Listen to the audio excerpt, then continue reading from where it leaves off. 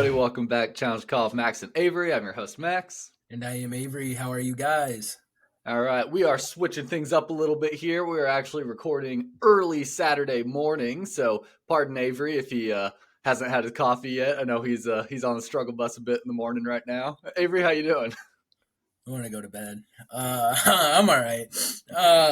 Doing okay. Did you know it costs $12 from fucking DoorDash to order just regular coffee? Stupid. Dude, yeah, DoorDash is so absurd. Like getting anything delivered, I know we were already talking about this, but delivery fee, you got to tip the driver, extra random fee for some weird reason.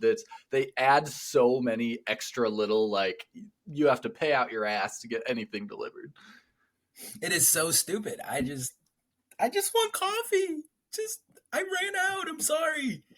So I have this like Panera subscription that it's like free coffee for a month, and it's only like $13 or like Like free drinks. once a week or something, right? It's a free No, coffee. it's every day. So Oh, it's any drink at Panera. It's called the Sip Club membership. Every 2 hours, you get to go in and get a different drink, but you have to wait the 2 hour time limit. But it's only $14 a month.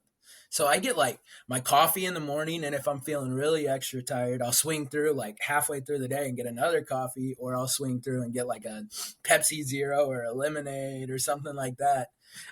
So like I'm such a Panera fan when it comes to that. And then when I don't have an opportunity, like a baby is sleeping and I can't really just leave my baby to go get coffee unless I wanted to wake him up. So yeah, it's a good time. we just have a old little coffee maker that sits in our little kind of break room area, and I normally just drink coffee every day from there, and it's great. That's like normal people stuff. Yeah, pretty much.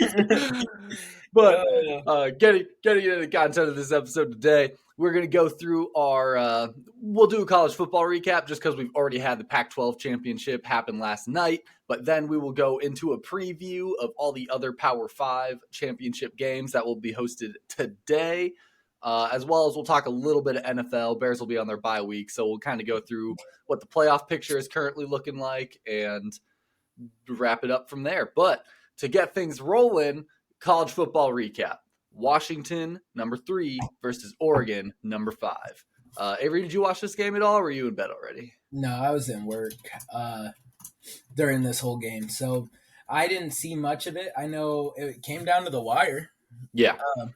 But did you watch Oregon started off slow, just couldn't really get the ball moving, it looked like. I don't know, Bo Nix, to me, didn't look like what Bo Nix is. But he definitely picked it up after the first quarter, I believe. They went down like 10-0 or 17-0 maybe in the first quarter. And then Bo Nix slowly brought him back, went into halftime, only down 10. Refs might have helped out with that one, though. Touchdown going into halftime or whatever by Oregon. A little bit of a wishy-washy call on a pass interference that probably shouldn't have been pass interference. But ultimately, yeah, Oregon came up just a little bit short. Came down defensively, actually. They had just scored to go. Actually, no, they in the lead. Oregon did take the lead for a bit there. Washington managed to score, go up 34-31. And then Oregon went 3 and out or something, had to punt it away. They still had like 2:14 on the clock. And it just came down to, hey, we just got to stop Washington. They had all 3 timeouts. There was 2:14 on the clock. They just needed to get a stop. And Washington managed to convert, I think, 2 third downs and just kneeled out the game from there. Dang. Yeah, no, man. Like the Washington Huskies have been playing a lot of close games lately. And one thing with them, man, like there was another team last year that was similar to the Washington Huskies that played a lot of close games in the TCU Horned Frogs that went all the way to the national championship. So they kind of give off the similar vibe, like a team built around their senior quarterback, Michael Penix, a team built around their senior quarterback, Max Duggan. Purple. Purple, yeah, purple, like a fun coach to root for. Like it's just showing kind of stuff that happened last year without everything. But you got at some point you got to show everybody, hey, I can blow out a team. Because like right now, like 34-31 against Oregon, that's great. 24-21 against Washington State, close game. 22-20 against Oregon State. One or two plays go the different way, and we're looking at the Oregon Ducks going to the playoffs right now. But with I this don't know. win Would we be yesterday, though? I don't know because like I mean, look at after this game though. I mean, one of those plays go the other way. Like if this wouldn't have happened, like I think the Washington Huskies are going to the playoffs. I mean, they're undefeated and they just Oh, won the they Pac-12 have to championship. at this point, right? Which Right. that was the big struggle I was having internally while I was watching this game was I wanted a Pac-12 team in the playoffs. You Yeah. know, I wanted Oregon or I wanted Washington in it. My biggest fear was that if Oregon did end up winning it, that neither team would go. Like Right. both teams would be one-loss teams, and Alabama wins and they jump them, or Texas wins and jumps, or just something. I was so scared that Oregon would stay at 5, Washington would drop to 6 or something, and we would have another 4 teams. So I really didn't want that to happen, but I really did want Oregon to win. I kind of fuck with Oregon right now for whatever reason, and just I they were favored too. Like you said, with the Huskies playing every game super close, Oregon was doing the exact opposite. Oregon was absolutely blowing out every opponent. But that being said, it comes down to that ultimate. You have to be able to win the close games. And when you're blowing out opponents, you don't necessarily get the opportunity to practice that same kind of pressure and stuff of, hey, it's a close game. The game is on the line. You got to go out there and you got to, like you got one play. You got one play. It's 3rd and 10. Fucking stop the Huskies for, a chance to get Bo Nix the ball, go down the field and tie it up or win. And you're not in that situation ever. And the pressure comes down on you. You give up a first down every time. For sure. No, yeah, man. Like, and that's the thing. I am glad Washington won because you're right. Like, I think a Pac-12 team needed to be in the playoffs this year, and it was hard too because like, what did you think of Michael Penix watching him? Like, I mean, because he could very rarely, very really be the Chicago Bears quarterback next year. He looked good. My attention started getting a little loose after about the first quarter. Like first quarter, I was there, I was watching, I was super engaged into it, and then I kind of started. I had to unpack my stuff since I just got back from Milwaukee and made dinner and was a Yeah. little looser with my viewing of it. But he looks pretty good. He looked a lot better than Bo Nix, I'll say, as far as Heisman race goes. He in that first quarter that I was really just sitting honed in. He definitely outplayed Bo Nix. Bo Nix was struggling a little bit. He did throw one pick at some Yeah, point though, but that happens. You're gonna throw some picks here and there. But I thought he looked pretty good. He seems like a solid guy. If he won the Heisman, I wouldn't be surprised at all. for sure, for sure. But yeah, we can get into moving on into the upcoming games that are happening today. We'll go in order of time slot here. So we'll actually end with our own Big Ten Iowa Championship. We will start it off with the 11 a.m. kickoff game between number 7 ranked Texas and number 18 ranked Oklahoma State. What are your thoughts? Dude, to be honest, I think we might see an upset. I think Oklahoma State might come out and beat Texas. And here's a couple of reasons why Oklahoma State, nobody expected them to be there, right? They started off the year pretty rough.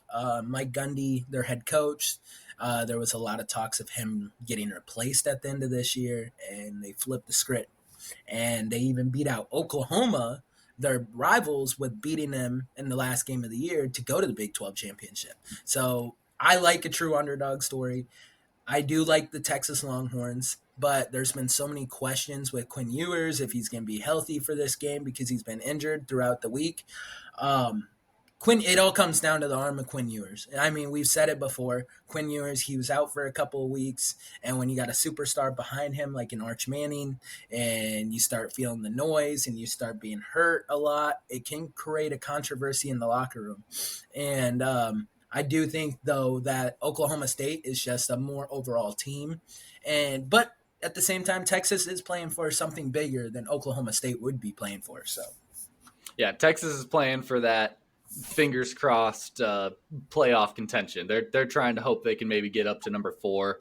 Uh, Quite a bit would have to happen though, especially considering Washington beat Oregon. That was probably their worst case scenario. I think they really needed Oregon to beat Washington. That way they could foreseeably see both of them drop out of the top 4 and have a chance at moving in. But because the way it stands right now, we got Georgia number 1, who's going to play number 8 Alabama in the championship. Michigan number 2 who's going to play number 16 Iowa in the championship. And then 3 Washington already played Oregon. They won it. And 4 Florida State playing 14 Louisville. So they still have a chance if Louisville upsets Florida State or, fingers crossed, Iowa upsets Michigan. right. Yeah, no, can we talk about that? Can we talk about a doomsday scenario for college football fans and like college football? We will as we get to the games that are actually going to cause it. Yeah. Anyways, so I don't know. This is kind of like one of those formality games. Like everybody expected like Oklahoma, Texas, Big 12 championship, but Oklahoma kind of faltered at the end of the year, and here we are with Oklahoma State, and it's kind of cool to see. It was almost Iowa State. Iowa State finished 4th in the conference, and they were only 1 game away from this championship game. They started picking it up a little bit towards the latter half of the season. 7-5 isn't a bad schedule, but I don't know, man. I don't got much on this game specifically, but the next game I do. Yeah, I don't have much on this game either. I couldn't just ignore a Big 12 championship because I don't want to be super conference biased, but so yeah, that's the Big 12 championship. Who cares? Moving on, we've got the SEC championship, and now this is absolute doomsday scenario right now because we have number 1 Georgia going against number 8 Alabama. That is going to be at 3 p.m. today, Central Time. Doomsday, because if Alabama beats Georgia, the college football analysts are going to be losing their minds on what to do because 1, does the regular season matter at all? Yeah. If they put them in the college football playoffs. Honestly, though, I don't know why everybody's making a big deal about if the regular season doesn't matter. Because if Alabama wins this game, they beat the best team in the country. So doesn't that make them the best team in the country? And they barely lost to Texas. And I've made that argument time and time again, and that has just never been the way that they've ranked things. I'm with you. I always make that argument. This is number 3. You beat them. Where would you foreseeably stand? Not number 3? Okay, well, this is fucking stupid. And it's weird, right? Because I've never been an Alabama fan, but I think I've been cheering so heavily for Alabama this last half of the year just to be right that they went to the college football playoffs. And it all comes down to this game right here against Georgia. I swear, I think it still potentially couldn't though. They could still technically win this game, and you could still technically be wrong if they don't move them all the way up into the top 4. I said, I don't know if they would or not. It really, because let's see, we've got Washington beating Oregon, so Washington's undefeated, right? No question. They're automatically in. Yep. Michigan beat Iowa, or is going to beat Iowa. Okay, calm down. Spoiler alert. Calm down here. We'll talk plenty about that later. But Michigan undefeated. Florida State, Louisville could cause some issues, but okay. we'll get into that. We'll get into that later too, though. But undefeated. So that would be 3 undefeateds. So then it would come down to which 1-loss team is going to get in. Oregon is still ranked number 5 over Alabama. Texas would still be ranked number 7, if not higher. I don't know. I don't know if I see it happening. Who's at number 6 right now, too? I don't even know. Ohio State. Oh, yeah. Okay.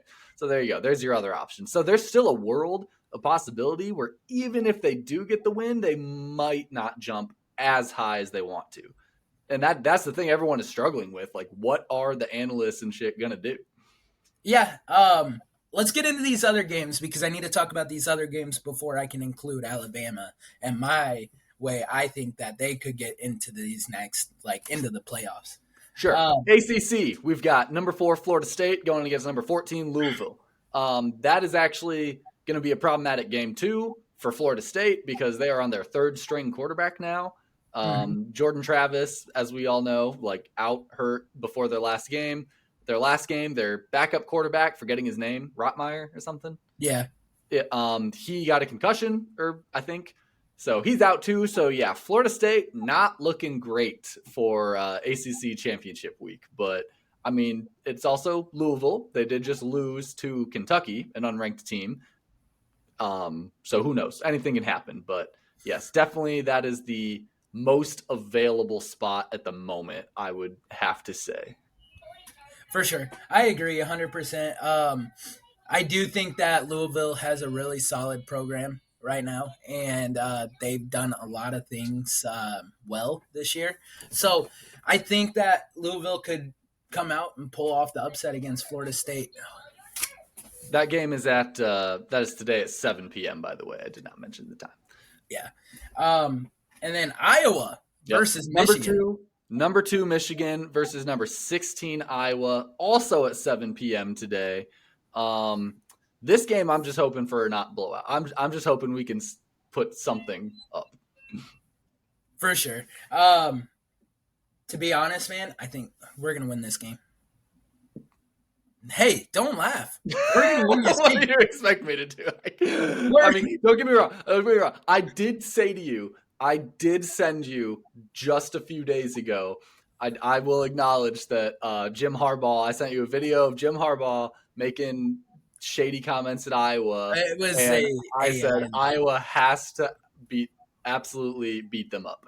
Now, I will clarify. I didn't necessarily mean beat them up as in win, because I really don't expect to win, but I still hope that regardless of losing, we still just like absolutely beat them up, and it's at least like a close game or something. Okay, so that video you sent me, that was a fake video, AI. Oh, thank God. I was gonna say, I was like, I was appalled that a coach would actually ever say that. I was like, what? Like, this is so unprofessional. No, yeah, it was an AI. I looked at it, I'm like, the lips aren't lining up, and then I googled it, and it's like, yeah, Deadsman came out with it. It was kind of funny though. I mean, he wasn't wrong. I mean, it was. No, yeah, that was my thoughts too. Like that, honestly, was my thoughts too. Is I was like, this feels so unprofessional, but at the same time, like, fuck, he's right. Like literally, the West has never won the Big Ten championship. You know that? That's insane. That's embarrassing. Yeah. Okay, this is why I think we're gonna win. Brought to you by Avery Tracer. Come to this Challenge the Call podcast after the Iowa Hawkeyes shocked the nation. Here we go. Iowa, we are 16th. We have the number 6 defense in college football right now. Michigan, they have the number 2 defense. Okay, so they do have a better defense, unfortunately, and offense. But the thing they don't have is will and heart. And we're gonna bring in our Rocky energy, our Rocky Balboa energy into the Iowa Hawkeyes, and we're going to pull this off. And this is why. One, everything that we've been through this life, we've had so much adversity.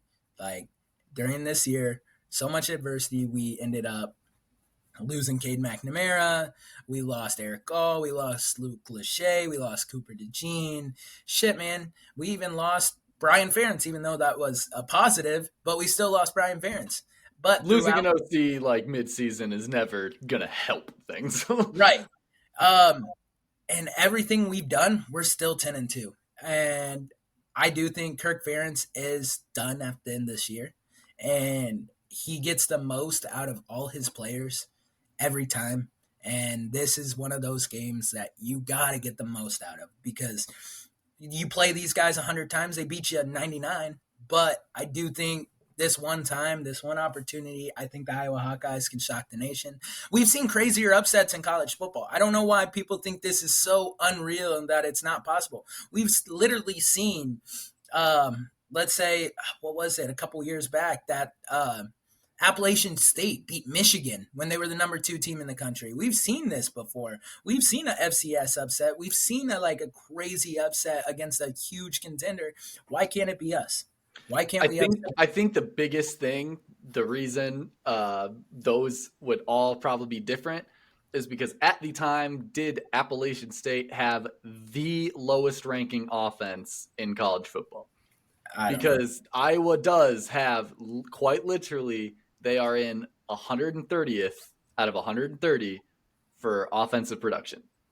So that does not help things whatsoever. Now I'm with you. Nothing is ever 100%.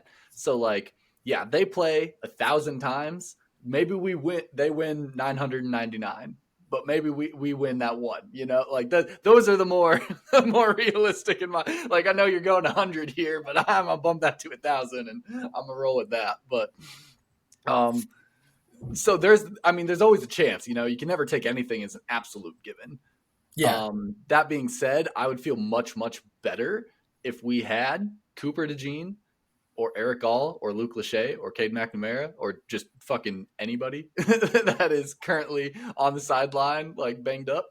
But I mean, we'll see what happens. Like I said, I am really, really, really hoping for just a good game. Like I am hoping this is in the ballpark of close. And when I say in the ballpark of close, I mean like within 20 points. we're gonna win 9-6. We're gonna win this game. I don't know what you're talking about. Close. We're gonna win this game 9-6. I mean, 9-6 would be close. It would be close. In fairness, you're just flipping the winner. Realistically, no. I think we lose 21-0, 21-3, 24-3. That's what I'm hoping for. Like to keeping it close. But you got to speak it into existence. 9-6, 9-6. Iowa Hawkeyes 9-6. We shut down. What if we injured JJ McCarthy? Like he goes out. One player could change the whole aspect of the game. Blake Corum out, hurt. We just injure everybody on their offensive side, and then defense versus defense. Here we go. It's a coaching class. I don't think that's the way Kirk appreciates the game, but you know, yeah, I suppose for sure. But yeah, man, no. I do think it's going to be a close game. I think the Iowa Hawkeyes. We're going to win this game 9-6. We just got to keep saying that. Wouldn't it be great for Iowa just somehow magically pull this apart? And like, I would lose my shit. I would absolutely go fucking crazy if Iowa won this game. Like if we actually won this game, I would be freaking out. Just goddamn, I would be up all night, fucking all about it. Okay, so let me ask you this hypothetical real quick. If you could grant one wish, right? Either the Iowa Hawkeyes win the Big Ten championship, but I mean, we have no possible way to go to like playoffs, so that's perfect. We win the Big Ten championship. I would say screw it and throw the white flag. Don't even play a bowl game this year. Be like, I'm good. Like we're Big Ten champions. We're gonna opt out of the bowl game this year because then we would end up in a New Year's Eve bowl and lose probably because we did not deserve to win this game. I just put a white flag up and be like, we're Big Ten champs. We're gonna opt out this year. You got to go to the bowl game. No way. You know, go off on top for Kirk Ferentz. Imagine we could always say that the Iowa Hawkeyes were 2023 Big Ten champions. Sure, but and there would be no asterisks. There would be no asterisks. There would be no asterisks. But the only thing in my head about that would be, you know how much shit you get at a bowl game? True. Like those players, like you get loaded up. I was talking with one of our coaches who he worked at Georgia Southern, and he was there when they went to the bowl and stuff, and he was just talking about all the free shit you get, and like they have a whole catalog of shit that like you can order and you get like 5 points, and everything in the catalog is either like a point, 2 point, 3 points, depending on what you could get fucking TVs, like 60-inch TVs, like 2 or 3 points. You got 5 to use. Like you get loaded the fuck up for a bowl game. So my biggest ambition now going forward is I got to work at a D1 school and I got to fucking get to a bowl game in my career because I want some free shit. Oh man. No. Okay. So hypothetical, right? Except for that, you had to take the Iowa Hawkeyes winning this Big Ten championship or the Chicago Bears winning the last 5 games and sneaking into the playoffs. Which one do you take and why? Iowa Big Ten championship easily. Higher Um, stakes. yeah, a lot higher stakes. I mean, Bears going to the playoffs, cool. Like Yeah, half the teams go to the playoffs. true. So and even if they win, now if you're saying Bears Super Bowl win, Yeah, okay. we're starting to get a We little more like, okay, maybe the Bears don't win their next 5, maybe they win their next 4. 9, whatever it Yeah, would there be. you I don't go. know if I did that math right, but they win their next 8, 9, whatever it is, like Super Bowl. Oh, now I really don't know because yeah, Iowa winning the Big Ten championship would be awesome. It'd be a huge way to end what is probably going to be our success. It'll end probably us going to the championship ever. Yeah, UCLA, USC are going to be coming in, and Oregon, we're going to Washington. lose. We're going to lose our offensive coordinator and questionably our head coach, and so yeah, like shit's just Well, going to get all sorts of fucked. and that brought me to my next thing. Did you hear that the rumors about Phil Parker? Stepping up or No, leaving. leaving. Ooh. Yeah. I don't know how true it is, but there's a lot of players or a lot of programs firing their coaches right now. But there is a skeptical of him getting a head coaching job elsewhere right now. And Why would he take a head coaching job well, because elsewhere Kirk's when not came his out. He hasn't came out officially and said he's leaving yet. So That's that true. I mean, this is what needs to happen. Kirk needs to come out after this Big Ten game and say that was my last game. Because with Phil Parker granting, like looking at getting opportunities right now as a head coach elsewhere, we need to keep that guy in house. Yes. Because look what he's done to our defense. We just need to hire a really good offensive coordinator to help him on the offensive side of the ball and then put him in as our head coach because we need him to stay. He's only 58. He's got at least 10 years, right? He Kirk's could be 70. Yeah, he could be the next long-term like Iowa legacy head coach Yeah. easily. Hayden Fry, Kirk Ferentz, Phil Phil Parker. Parker. That sounds perfect. That does sound like he belongs to, he needs to stay in Iowa. All right, let's talk about this Doomsday. I'm ready. Let's All do right. it. All So, right. if Alabama upsets number 1 Georgia, all chaos will break loose because will they jump Ohio State, Oregon, and who was the other? Oh, Texas to hit that number 4 spot? All right. So this is what I think that needs to happen if that happens, right? I think there's a real way that Washington is the number 1 team in the country at some point. And that's also me saying, all right, let's just say Michigan beats Iowa. Fine. We'll Yes, start yeah. off with We Michigan. in all of these scenarios, we absolutely have to assume that Michigan beats Iowa. Okay, Okay, fine. Michigan beats Iowa. Whoop-de-doo. All right, so we got Michigan as the number 1 team in the country. Then it would have to move up to Washington. But in this scenario, I'm going to say Louisville beats Florida State. So, yeah. so you got Michigan, Washington, 1 and 2. And then Oregon lost, so they wouldn't be in. And let's say Alabama beats Georgia, and then let's say Texas loses to Oklahoma State, like I said earlier. That's how Alabama ends up in the playoffs. That's how Alabama, because if you think about it, You say Oregon wouldn't be in because they lost. I am no, not I sold don't on think. that. Yeah, I'm not saying they wouldn't be. So I think what the Final Four would look like is Michigan 1, 2 Washington, 3 Alabama, 4 Georgia.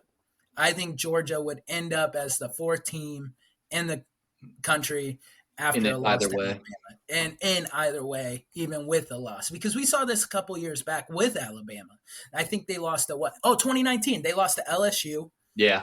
and the SEC championship, and they went from the number 1 team. LSU jumped up to the number 1 team, and then Alabama only fell down to 4 because it was that close of a game. Yeah. And so, I do think if this the weird thing is Alabama's playing the role of LSU this year, but I think Alabama has a real good shot at And making it. I think a part of it too, you just triggered something in my head. A key part of it too is what you just said. It was a close game. Right. Depending on how Alabama beats Georgia, that's going to have a lot bigger implications than just the win itself.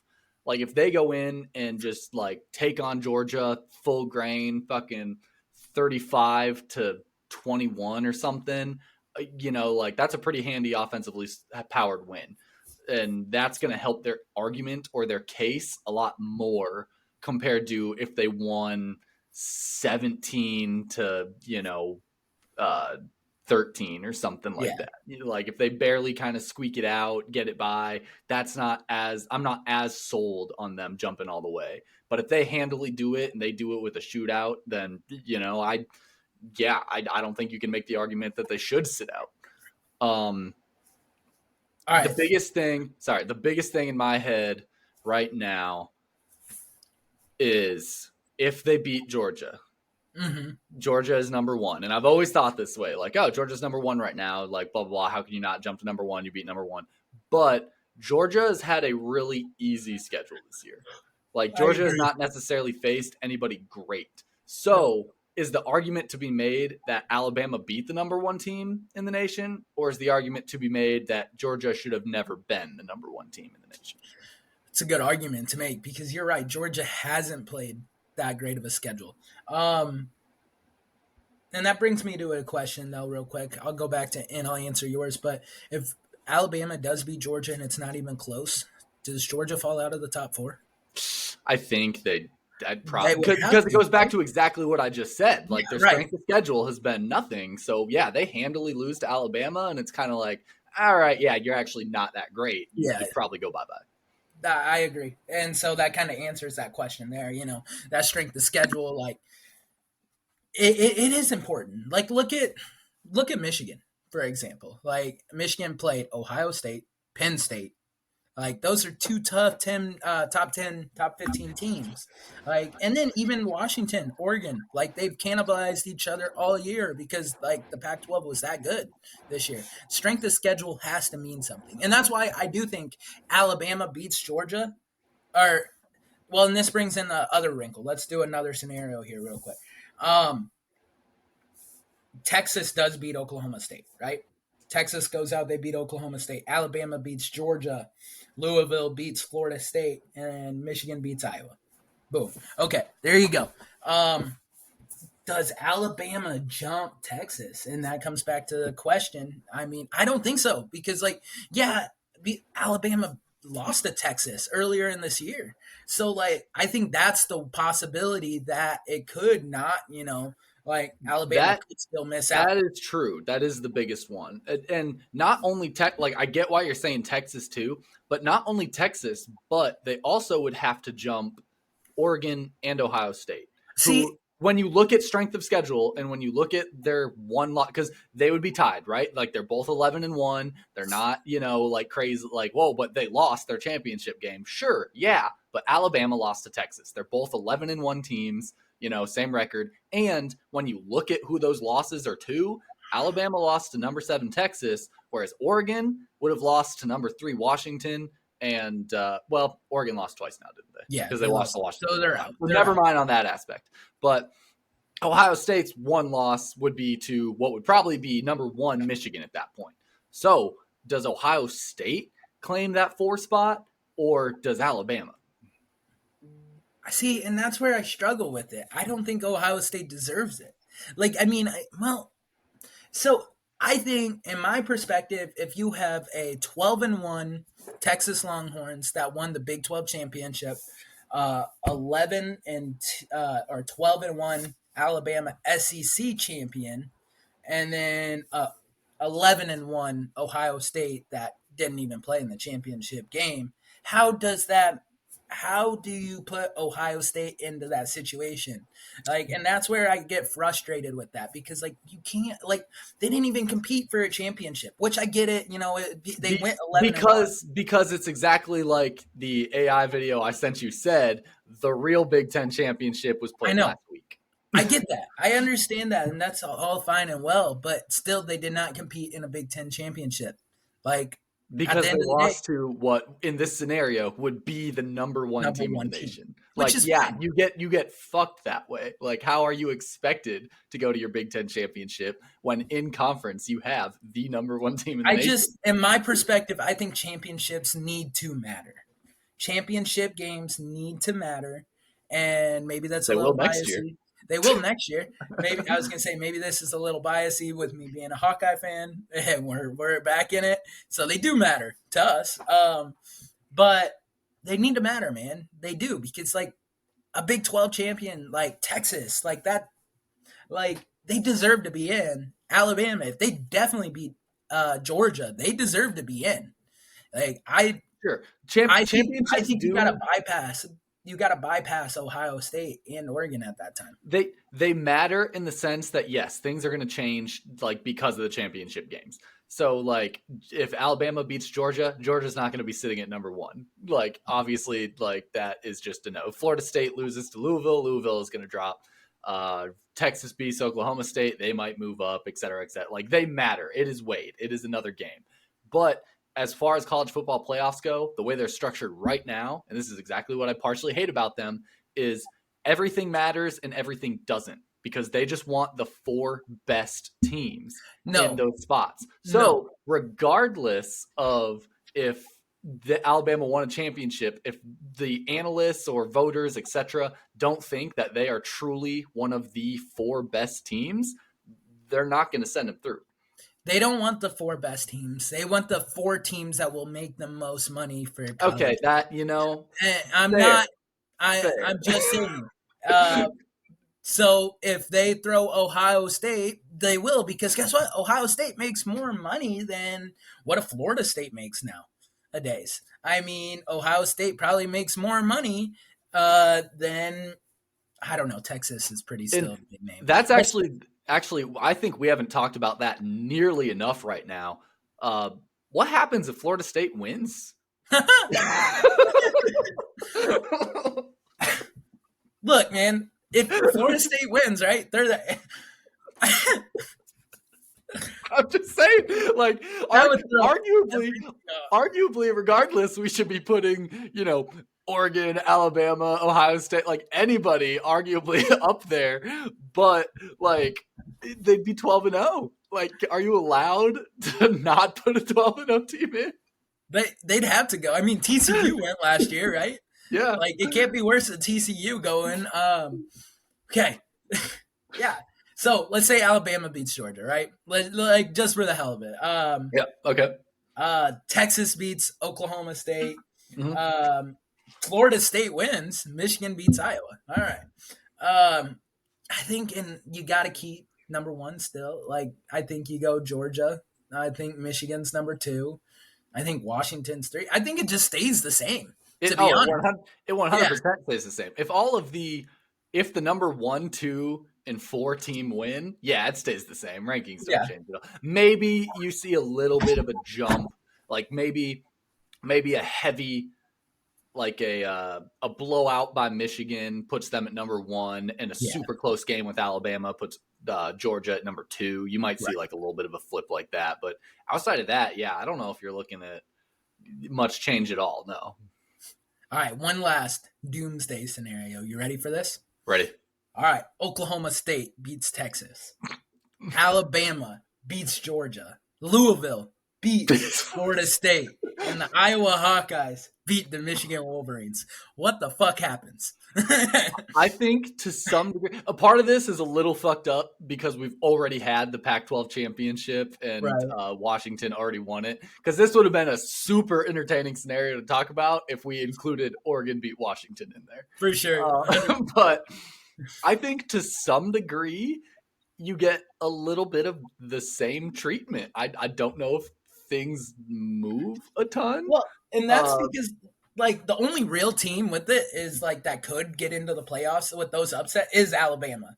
Like they're not gonna put a 3-loss Oklahoma State in the playoffs. They're not gonna put a 2-loss Iowa in the playoffs. They're not gonna put a 2-loss Louisville in the playoffs. So like at the end of the day, like it doesn't change. It just shows that the top 5 teams kind of suck. Like at the end of the day, I mean, maybe about it, top 5 teams suck. But if you want to see my like top 4, dude, that's hard. Okay, so believe it or not, I think Texas. No, I think Alabama moves up to number 1 team in the country because they are 8. See, Think and I about it. disagree. I disagree with that. Like they That's hard, right? at the most they are going to get up to number 2. At most they Okay, get. There's fine. no way they jump Michigan. No Here, chance in here. hell that they I jump. got I got it then. Number one team, Ohio State. Think about it. Iowa beat I'm Michigan, thinking. and all these other things happen. All those teams. Oh no, I'm sorry. Number one team, Washington. There we go. There we. Yeah, Yeah. yeah. Okay. Oh, That I Washington. can get behind. Number 1 team, Washington, no doubt. They Yeah. like in an absolute doomsday chaos, like etc. Like yeah, Washington is gonna be up there. Number two, let's say Ohio State. Like If they Michigan did lose to Iowa, then yes, I'd say there is a case of that to be made. number three, Alabama, and I think number four. I don't know. Iowa? No, I'm kidding. No, no. Even with the Michigan win, I don't think we're jumping that high. We would move into the top 10. I guarantee it. We would be like 8 at. Oh, for sure. You would have to jump us up a little bit. Yeah. Who's that fourth team? Like, does it stay with Georgia since they were number one? See, my only thing with that is, like I said, their strength of schedule has been kind of crappy, and so I Michigan. I think Oh Michigan. yeah, Michigan. Yeah, Michigan probably stays up there, even So, with the loss to Iowa. Like, yeah, I don't know. That's embarrassing. that is embarrassing. Like, College really, football like I mean, I just voters said, would be like, "What the hell?" yeah, like the worst. I think though, to some degree, people would have the understanding of like, hey, like we said, 1,000 games, 999 times. I got one. I got one. Penn State. Whoa, Think about where are they at right now? They're 10th. But in a doomsday situation, think about it. Like, okay, the only team that beat besides the Minnesota Golden Gophers, but the only team that beat the Big Ten champs this year, in the Iowa Hawkeyes, is the Penn State Nittany Lions, and they blew them out 31-0. Do they have one loss? They have two, but Two. one was Ohio State, Michigan. Ohio State and Michigan, and both of those games were super close. They lost to Michigan 24-15, and they lost to Ohio State 20-12. So, but if you're going on the aspect that the Iowa Hawkeyes are the Big Ten champions, and you want that same perspective, why don't you bump Penn State into the number 4 slot? You know, I don't hate that. That is within a realm of reality or possibility within the fictitious scenario that we're discussing of Iowa beating Michigan. But where's the Iowa Hawkeyes love? I mean, where would we end up in that like crazy? Well, okay, and then We'd get screwed. We'd get screwed by them. Louisville, they probably move up to like number 6, right? Yeah. You know, big win against Florida State, number 6. Oklahoma, I think Iowa would be at like number 10, number 8. Which I would And take. Top 10, Oklahoma like State, on number this 9. year? Like, yeah. Number 10 team in the country? Yeah. Beat Michigan Wolverines? All right, we got to stop talking about this. We do, yeah. All right. Well, we are going to move on to NFL now because we're going to be going in circles with this all day. You guys will find out later today. Go ahead and watch this. Watch this while you're watching the game. That'll be a funny thing to hear Avery keep saying, Iowa's going to win this as you're looking at the score be fucking, I don't know, 21-0. but yeah, so we will recap real quick our Bears game that we just had. Bears managed to beat the Vikings 12-10, despite doing their absolute best to lose this game. Avery, why don't you tell us about it?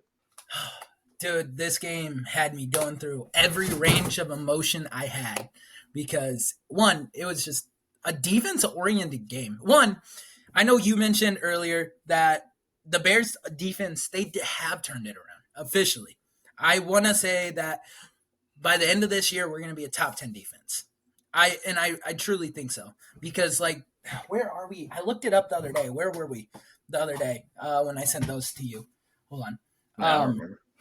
Anyways, I'll bring up the statistics here in a little bit. But I think we do have our defenses, like, building something special right now. But Justin Fields, man. And I just want to have a real conversation about this. I love the guy. I think he shows so much potential. And, like, I think there's still a slight bit of hope in my mind that he is our future quarterback of the future.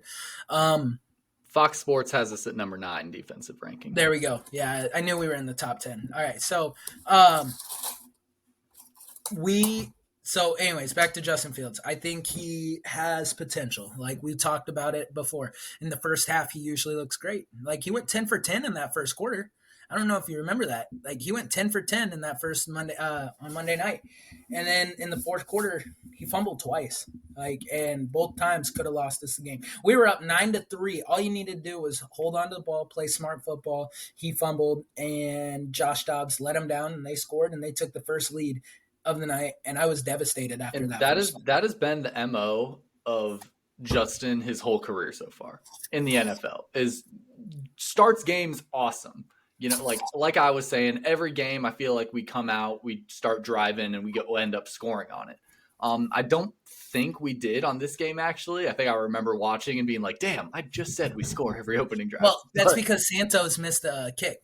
True. So technically, I don't know if you can put that on what I said with Justin Fields and whatnot, but still, he starts really well, and even at that, I know you were saying like he plays the first quarters pretty solidly. Like obviously, teams get stopped, you go 3 and out once in a while, you punch. Sure, not every team is going to be able to drive and score every single down or every single series, but he plays the first 3 quarters pretty solidly. He cannot close a game to save his life. I want you to suggest your pitch. I know we talked about it before, but not on the pod. I want you to suggest your opener, reliever, and closer. For sure. All right. So in the NFL, right, or in the MLB, they have this. They have starters, they have relievers, and they have closers because that's the specialty in pitching that you can have. And one thing, like everything that we've seen from Justin Fields, he's a great starter. Like he can give you a good first half. He could give you a good first 3 quarters, but he doesn't know how to close the game. And that's why we lose so many games. And I don't know if that's a lot of coaching or what it is, or if he gets too much into his head. But I wish the NFL would go into a way like this where they have like different quarterbacks that you could put in different situations. I mean, the Saints kind of do that with Taysom Hill, right? But it's more for a wildcat perspective. But a couple of years ago, they would use Jameis Winston for the long bomb. They would use Taysom Hill for wildcat packages and Drew Brees for short yardage. I remember that. So, like, why can't we just start transitioning the game into that aspect of, okay, well, you're a really good closer, so, like, we need you to come in the fourth quarter and close the game for us. Yeah, I think the biggest oddity or reason that might not be super great is because, like you said, so in this scenario, if we have Fields as our opener and Bajent as our closer, the relationship with DJ Moore between the two of them, we talked about that growing with Fields, how great it was looking, and we've seen it. When Fields came back, Moore started getting a lot more yards, receptions, all that sort of stuff, just because him and Justin have that kind of connection. So I think that's the part you struggle with a little bit in those scenarios is you might lose out a little bit of connection there. But if that is the going into plan, you also have to think that when you're practicing a lot more like, right. Hey, Bajent, you need to be throwing to Moore a good chunk because in the fourth quarter, you're going to be throwing to Moore. So that could be a problem that can pretty easily be resolved through just altering practice a little bit in that regard. But that would be my only thought or concern on that aspect. I the other day, I was kind of looking up to see who would be a good fourth quarter quarterback. Like, and how do you tell who is the fourth quarter quarterback?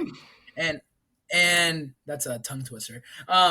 One is passer rating, right? And amount of games they've won in the fourth quarter. Do you know who the best fourth quarter quarterback is right now in the NFL? Nick Foles. Well, no, I'm talking about starter. Starter. But yeah, he'd be up there. And I remember specifically you were like, "Oh, Nick Foles would be great for us." Starter right now in the NFL, the best closer. Ooh, I don't know. Kenny Pickett for the Pittsburgh Steelers. Really? But he's on the verge of getting replaced, right? Like that. Like there's been a lot of rumors and a lot of talks that Kenny Pickett isn't the guy. Similar to Justin Fields. There's been a lot of rumors, a lot of talk saying they're not the guy. Justin Fields, Kenny Pickett, meet up, Spider-Man emoji, pointing at each other. Hey, I'm a great first half guy. I'm a great second half guy. Come to Chicago. Let's start this thing in Chicago. Come on, or Pittsburgh, either or. But I was going to say the flip side of that scenario is yeah, starting in. but that's a Super Bowl team right there. I mean, both quarterbacks have similar play style. Kenny Pickett can move. Um, Kenny Pickett just has that clutch gene. I mean, we saw that back when he was at Pittsburgh. I mean, in college with the fake slide in the fourth quarter, we saw Kenny Pickett do big Is things. that illegal now? Did they do away with Yeah, that? Yeah, I it's was the going Kenny Pickett rule. to say. He'll always be famous for that fake slide. But no, I do think like that is like the big aspect. I was surprised with Kenny Pickett being like the best fourth quarter because you wouldn't think that. You'd be like, oh, Patrick Mahomes, It Josh does Allen. it does make so much sense though. Like, who are you going to find as your fourth quarter guy? Not someone who's super solid, who's winning games, because Right. then he's not a fourth quarter guy. Like, he's a quarterback. He is a starter. You know, Well, you got to and find somebody who like kind of struggles a little bit, but just has that, like you said, like power of closing out a game. but how much is that coaching though? Think about it. Mike Tomlin's a damn good coach, and the okay, we're the Bears, right? And this is gonna go off the game a little bit. We've already went off the game a little bit in the off season, right? We have probably two top 10 picks. We'll probably have two top 10 picks. I don't know if it'll be two top 5. Do you trade the Chicago? We keep the number 1 pick and we draft who we want to draft. And then we trade Chicago's pick for a bona fide veteran head coach with our first round pick, like the Broncos did with Sean Payton, right? Last year, they traded their first round pick for Sean Payton. And yeah, it started off a little bumpy and rough along the way, but look at them now. They've won 6 straight. Like the Broncos are on fire right now. They've won 6 games straight because of Sean Payton. Everybody bought into the culture.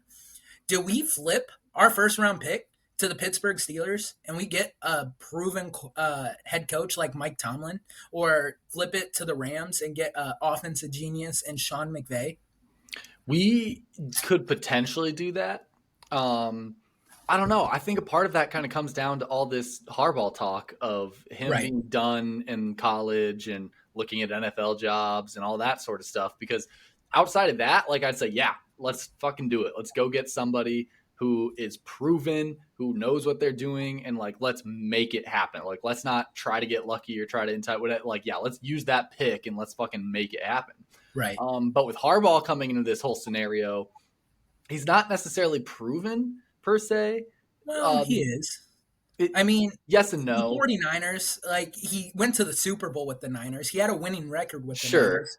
So He like, left under his own discretion to go back to college. I mean, he is proven. that's fair. So Yeah. to a degree of a time ago, like yes, he was proven in the NFL. So if he is available and he would want to come back to the Bears, Then don't that waste would be great. Now the only issue with that would also be that he did play for Carolina as well, and Carolina is even It's so deeper shit. dysfunctional. It's No, an well, even deeper shit. Well, then that's what I was gonna say. Like Jim Harbaugh, he wouldn't want to go. Like I think the race will end up, if he does leave Michigan, it'll end up either the Los Angeles Chargers or the Chicago Bears. A little bit about the Carolina Panthers head coaching position. They've lost 3 coaches that have been fired within the last 4 years in the regular season. They have a new owner, David Tepper, that has been terrible owner. And they literally fired Ron Rivera halfway through the year, Matt Rule halfway through the year, and now Frank Reich halfway through the year. No, like that's not a place that you like. If you're a prominent like coordinator or a college coach, you don't want to go there because there's no stability right now with that owner. Like that owner's making rash judgment calls. He's firing way prematurely. He threw Bryce Young under the bus saying that Frank Reich and Josh McCown wanted Bryce Young, when I swear it was the other way around when we saw Josh McCown earlier in the year during the draft stories talking to us, TJ Stroud, hey, when you get to Charlotte, we'll have to play basketball together. You could tell Josh McCown and Frank Reich wanted CJ Stroud. And David Tepper was the one that wanted Bryce Young. And then he threw him under the bus. So there's no continuity with the owner-coach formation there.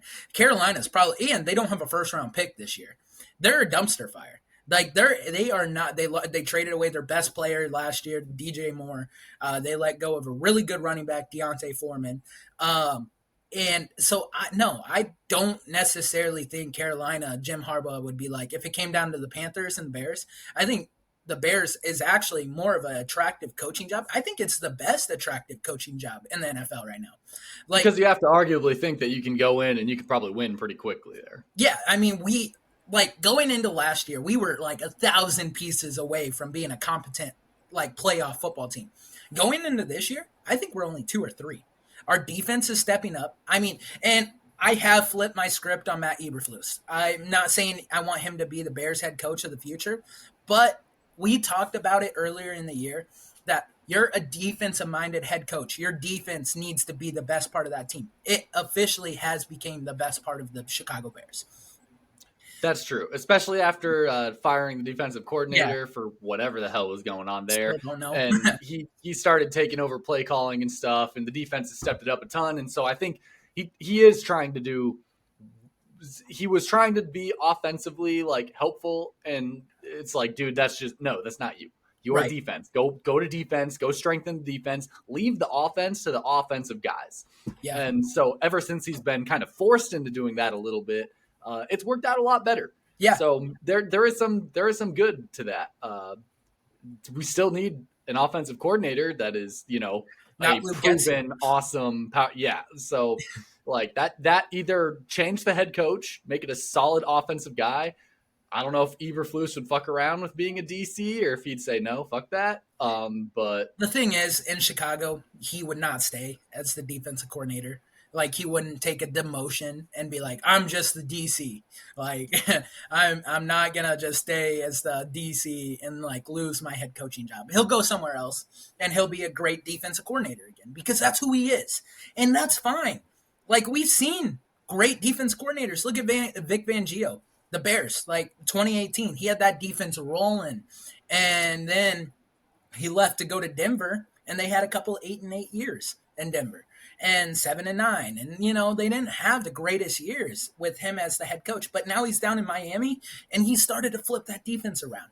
And he's a proven defensive coordinator. And that's who Matt Eberflus is. And you can't put a lipstick on a pig. It's still a pig. I mean, at the end of the day, it's still a pig, and he's just got to stick with what he's good at. And like being able to fire Alan Williams probably was the best thing for the Chicago Bears. Like, I'm not gonna lie, I'm glad he's gone because like Eberflus has revolutionized. We're starting to see those pieces that we drafted. Gervin Dexter, for example. Like last week against the Vikings, Gervin Dexter was in the backfield all the time. And people gave us shit because we didn't draft Jalen Carter. Well, we went in the second round. We got Gervin Dexter, and he came onto the scene last week.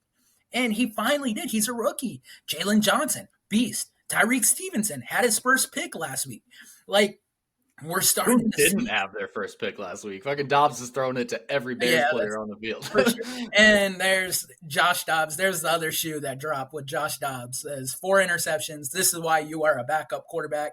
I'm sorry, Josh Dobbs. Like, you can have Some a of those couple great games. That's fine. Some of those definitely like weren't his fault necessarily. There were at least 2 or 3 that popped off the receiver's hand, like literally fucking just tip drilled it. Like, what are you doing? But yeah, that was awesome to watch. Just For sure. from a Bears fan's perspective, just picking off the ball left and right, which only honestly makes it a little bit sad. This was a 12-10 game. We picked the ball off 4 fucking times. You ready to hear And a this was stat? a 12-10 game. We're 1-2 in our last 3 games, and we've had 12 turnovers in our last 3 games. Yes. And we're 1-2, dude. We're 1-2. It was a breath of fresh air that our defense finally stepped up and closed out a game for the Bears, though, because like we've seen it at the beginning of the year that Justin Fields was doing everything in his power to keep the Bears and the offense afloat and keep us in games, and our defense would just crumble. And it was flipped roles. It was literally flipped roles on Monday night. And I'm kind of glad. So I want to ask you a question. The Bears, we have 5 games left. I think if the Bears somehow win the 5 games, does Matt Eberflus save his job? At what point do the Bears stick with who we have? Because our defense is building something. Of course, Luke Getsy becomes the scapegoat at that point. He still Definitely. gets fired. We stick with Justin Fields because I mean, you can't say that Justin Fields to DJ Moore isn't special, because it is. Like when he throws to DJ Moore, even Darnell Mooney had a good game. Cole Kmet has came onto the scene. I think it depends on how the five are won. Right. If they are won just, offense, scoring points, whatever, close, tight game, something, or like, yeah, sure, great. If they're won by like close games still maybe, but if they're won like this, like 12-10, like if our defense is only up giving like 10 on average or something, or even 13-17 on average, if our defense is really holding teams down, especially who all do we have coming up? Okay. But So next week, so we have a bye week this week. yeah, Next week we play the Detroit Lions. okay, good offense. Good offense. Then we play the Cleveland Browns, Arizona Cardinals, Falcons, and the Green Bay Packers. I mean, So realistically, Lions and Packers would be the couple that kind of like offensively would cause a little bit more fits or a little bit notoriety if our defense stopped them heavily. But I think it comes down to kind of how those games are played. If we win the last five, I think Eberflus definitely keeps his job. yeah, because we would be 9-8. Yeah, especially if the defense are the guys getting it done. Him being the defensive play caller right now and kind of running the show on the defense, I think definitely you can't make the argument that like we need to get rid of that guy because he just won the last five games defensively because he was controlling it. And like you said, yeah, if that becomes the case, then Luke Getsy 100% becomes the offensive scapegoat. Like, hey, you're the reason we have 8 losses to begin with. Like, get the fuck out of here. For sure. And I agree. Realistically, I think the Bears go 3-2 in this stretch. I don't think we beat Detroit, even though we should have beat Detroit originally in that first game. That's a good team. But Detroit is a good team. Right? They are a good team. But we are coming off a bye week. So there's a possibility that we could come out strong against the Detroit Lions. But the Cleveland Browns, for example, they are a team in disarray. They have a great defense, but Deshaun Watson's out for the year. DTR, Dorian Thompson, Robinson, he's out with a concussion. This week they're starting Joe Flacco at quarterback, which is crazy because Joe Flacco's 40 years old. I was going to say, is Joe Flacco still around? They just signed him 2 weeks ago, and he's starting this week for the Browns. God. It is nuts what's going on in Cleveland. They have a great defense, but they can't get anything going offensively. So I think we can pull that one off because it's going to be a defensive showdown. And I think, to be honest, I think Justin Fields, Justin Fields the best quarterback in that game. Like Justin Fields versus Joe Flacco, I take Justin Fields any day of the week. The Cardinals, they're not that great of a football team. They're 2-10. I think the Bears beat the Cardinals. I do think the Bears, and this is where it gets tricky. I think we go 1-1 against the Falcons and the Packers to finish out the year. I don't know if we lose to the Falcons or we lose to the Packers, but I think we beat one of those two teams. I could see that. Yeah, I definitely think it's not realistic to expect that we'd go out 5-0. No.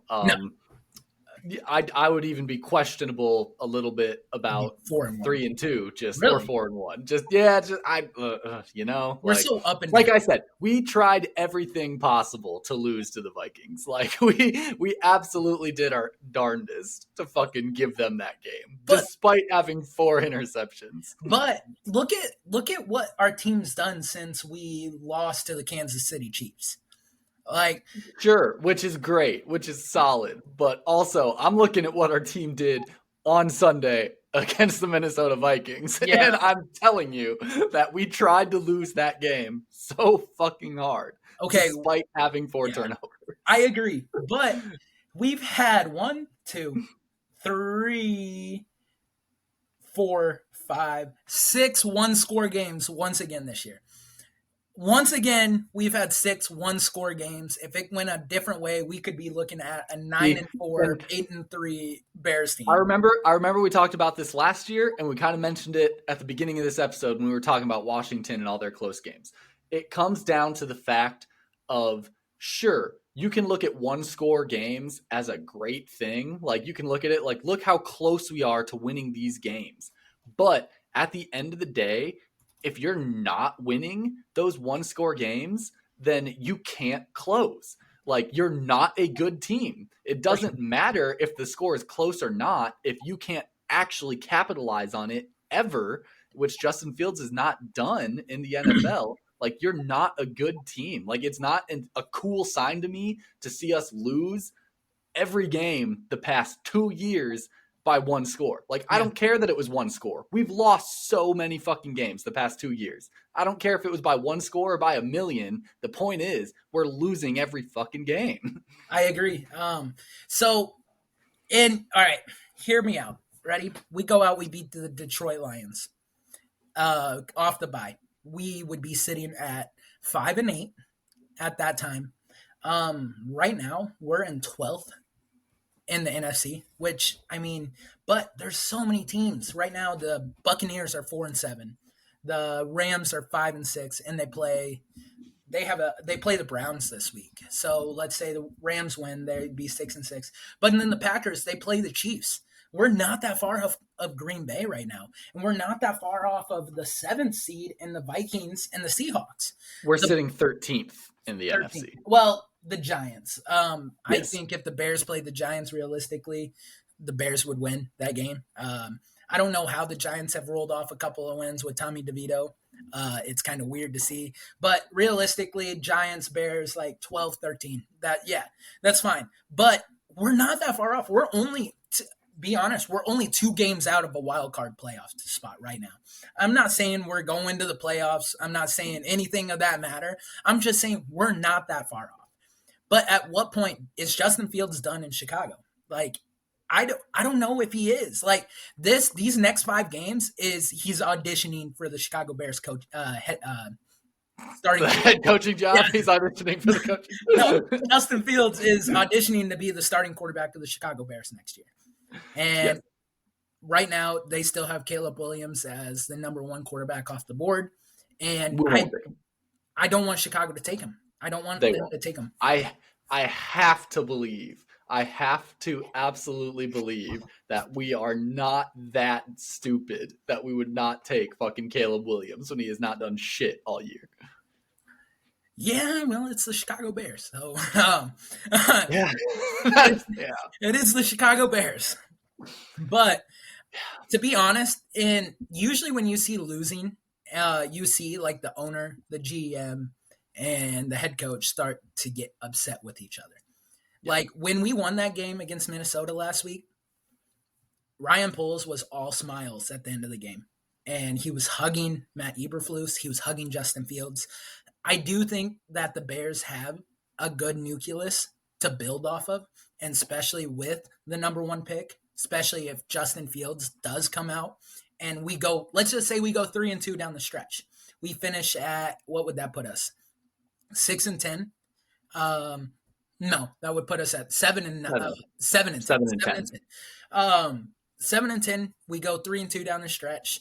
Justin Fields got to be your starting quarterback next year. You have to think, because they would give him 1 more year. They would have to. I would say regardless of if you draft a quarterback or not, you're keeping Justin 1 more year. Like I if agree. you draft a QB or not, you're going to sit the QB you draft and let him learn. You're going to let him absorb for a year. You're going to let him work under Justin.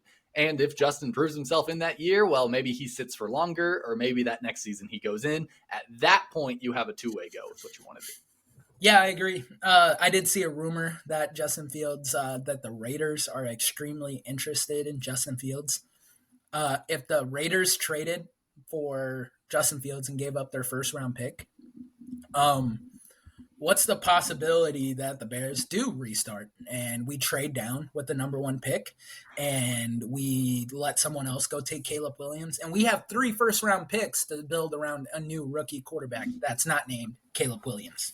I don't know if we would care that much. I mean, depending on where the Raiders finish. Right now, they are at 12 in the AFC. They're at 5-7. So that like 12 in the AFC, but they're 5-7, which is even above a good chunk of teams in the NFC. Like, So I don't know how valuable their number one pick is necessarily going to be to us.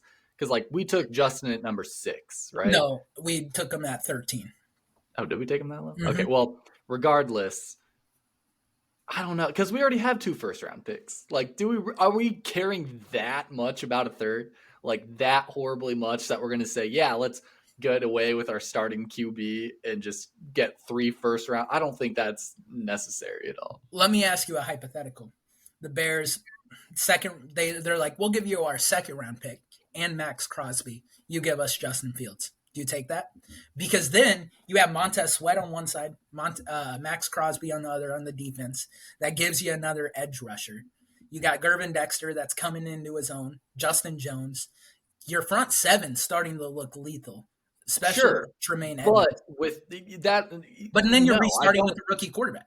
Yeah, I don't take that because, frankly, like we just talked about, the Bears' defense is looking all right. The Bears' defense is getting it on track. They're stepping it up. They're doing good.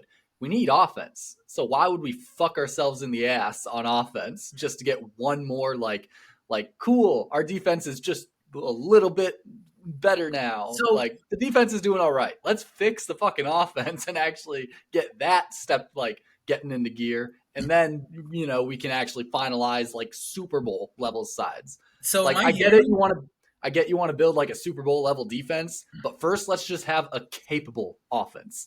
So am I hearing that you're back in on Justin Fields?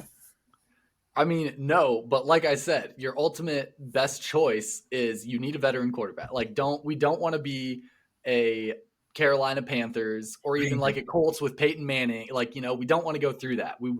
If we're taking a quarterback, he's sitting under Justin for a year. Like, let him sit, Perfect. let him learn, let him get incorporated into the NFL. We're not going to have success just throwing a guy in and being like, go crazy. Well, and that's actually perfect too, because like if Justin Fields, like this is the ideal situation. We draft a quarterback, and Justin Fields flips a light on in his head, and he figures out how to win games. Who says Sure. we got to start that quarterback? Because Oh, we who don't. says we don't? We don't. We just wasted a pick, and we could trade him away in 3 years. I mean, I don't Or even necessarily think it's a waste. Like, depending on, I know I said this before, which the timeline, sure, we don't know how long Justin's career is going to be per se, but I think there's easy enough line of thought that if we took a quarterback, he could easily just sit for a hot minute under Justin, and we either move on from Justin or Justin gets a little too banged up too quick and is out of the yeah, league early, just whatever the case may be. Like, he goes in and starts after sitting behind him for 5 years. yeah. Well, and wouldn't it be perfect if we do get Jim Harbaugh, and Jim Harbaugh, Michigan guy, is the one to like change Justin Fields' career and to make him an all pro like quarterback, especially I with didn't even think about that. Justin Fields being an Ohio State guy through and Yeah. through. And then yeah, and then he ends up being like this all pro quarterback all because of Jim Harbaugh, a Michigan Wolverine head coach. That would just be Yep. so perfect. That would be kind of funny to see. But Well, the all right, last time Jim Harbaugh lost to Ohio State, Justin Fields was their starting quarterback. that's So true. That that is true. last time. So who? Hey man, maybe Jim Harbaugh likes Justin Fields. Who knows?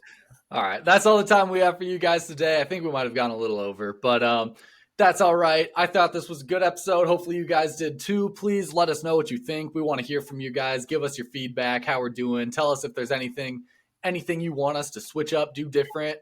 We just want to know what you guys think, all right? So please reach out. Avery? Yeah, go like, subscribe, YouTube, Spotify.